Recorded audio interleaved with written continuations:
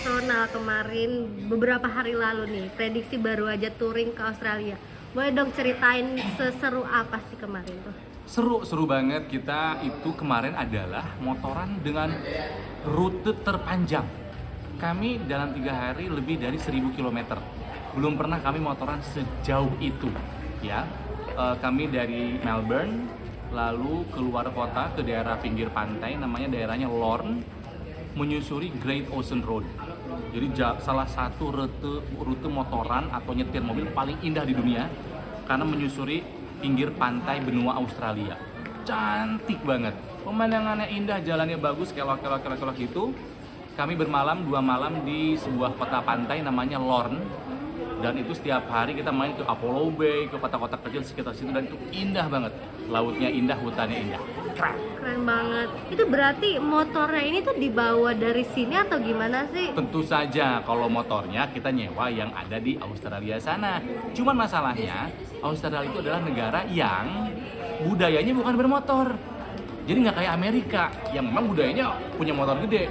Jadi kami kesulitan kemarin nyewa motor sesuai dengan keinginan, sesuai dengan yang kami punya di Indonesia. Jadi istilahnya seikhlasnya aja, sedapatnya aja gitu.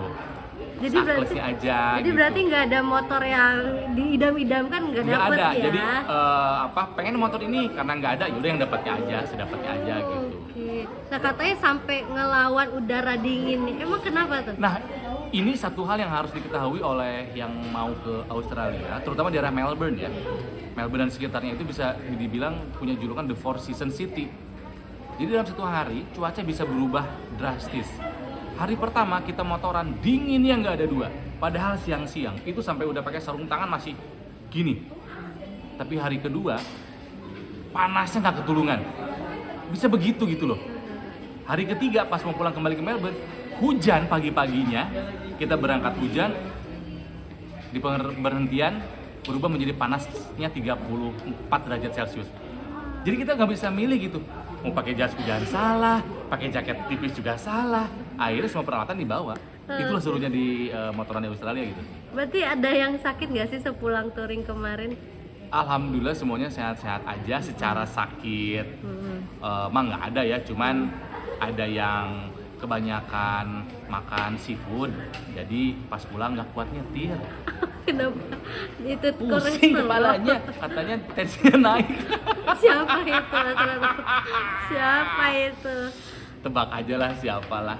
Biasanya kan itu julukannya kepada saya kan, El Kolbu, kolesterol kambuh. Tapi bukan saya yang nggak bisa nyetir gara-gara kolesterolnya tinggi. Oh, orang lain. Bukan saya, justru anak yang sangat motor banget. Siapa ya? Lu langsung diceng-cengin. Anak motor dari mana lo? Sama lobster kalah. Berarti tuh dalam sehari bisa touring mungkin sejam 2 jam atau berapa tuh? No. Dalam sehari itu kita bisa 400 kilo, 400 km. Tapi itu kan karena kita motornya santai, kita bisa 2 sampai 3 kali break. Jadi break itu kan ada buat ngisi bensin, ada buat kamar kecil, ada buat sholat, ada buat ngopi dulu, gitu. Jadi nggak langsung, kita nggak pernah 1 jam 2 jam. Justru kita motornya itu berangkat jam 10 pagi, nyampe jam 8 malam. Tapi kan di sana jam 8 malam masih terang. Kemarin kan kita masih dalam rangka summer. Jadi ya nggak terlalu takut juga mau malam juga, masih terang aja, happy. Oke. Ada kesel-keselnya nggak sih touring kemarin tuh? Enggak sih ya, kita mah dibawa happy semuanya ya. Justru yang memudahkan Australia itu adalah nyetirnya sama kayak Indonesia. Setirnya kan kanan, jadi berkendaranya di sisi kiri. Beda sama kayak di Amerika kemarin, jadi penyesuaiannya lebih mudah dibandingkan dengan Amerika. So kita nggak pernah ngeluh, nggak pernah happy aja, ketawa terus. Mungkin ada yang dikit-dikit ke toilet atau dikit-dikit capeknya, mungkin ada nggak sih dari salah satu kemarin?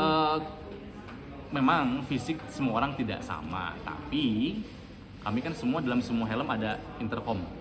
Jadi kita sepanjang jalan itu, bayangkan, sepanjang jalan ketawa nggak berhenti-berhenti. Komentarin siapa, bikin ngadu pantun, teka-teki, sepanjang motoran kita ketawa-tawa terus.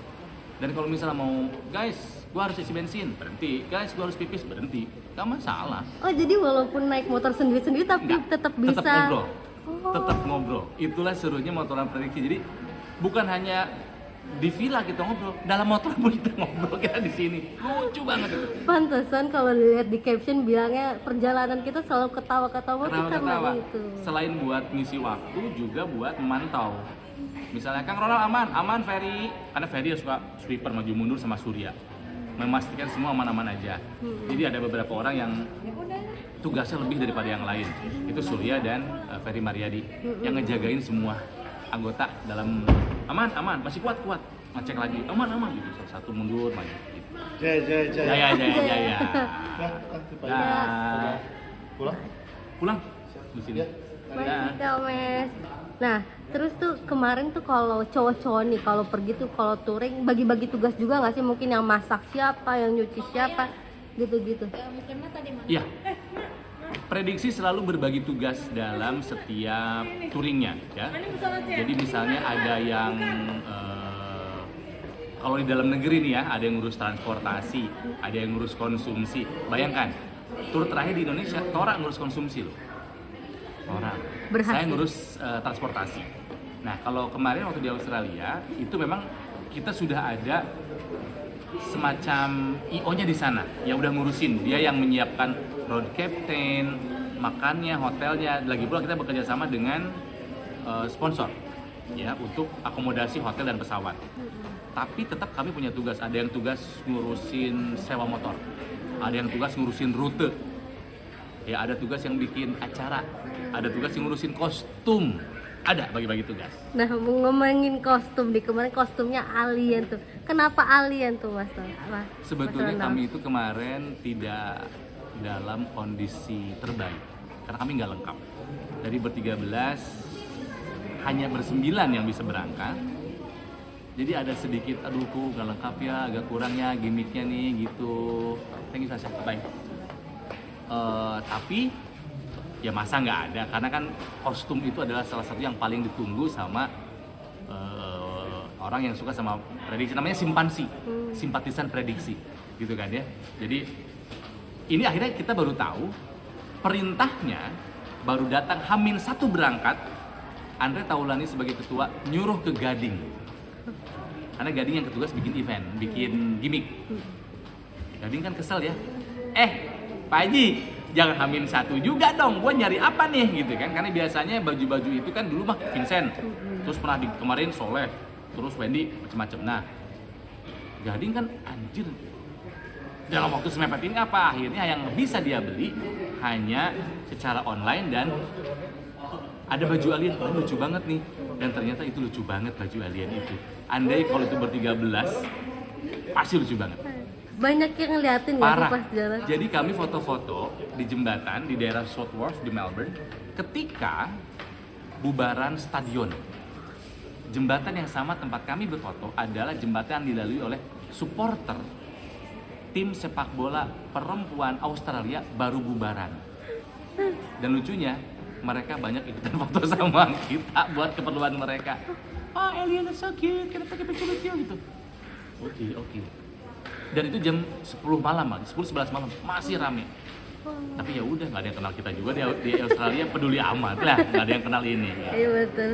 Berarti susah nggak sih kemarin tuh buat ngumpulin 9 orang kan, karena banyak yang nggak ikut ya, cukup lumayan lah. Jadi memang prediksi tidak pernah bisa touring sering-sering, nggak bisa, apalagi touring untuk luar negeri. Luar negeri itu maksimal sekali setahun aja.